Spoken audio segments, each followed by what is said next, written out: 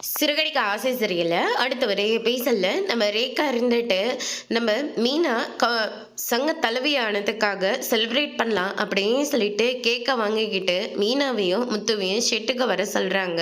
வந்ததுக்கப்புறமா கேக்கெல்லாம் வெட்டி முடிச்சதுக்கப்புறமா, அக்கா நான் யாருன்னு உங்களுக்கு தெரியுமா?" அப்படின்னு சொல்லிட்டு நம்ம ரேகா வந்து ஆரம்பிக்கவும், "யாரு? என் தம்பி வேலை செய்றவோட பாஸோட பொண்ணு தானே நீங்க? எங்க அப்பாவும் உங்களுக்கு தெரியும். என் அம்மாவும் உங்களுக்கு யாருன்னு தெரியுமா?"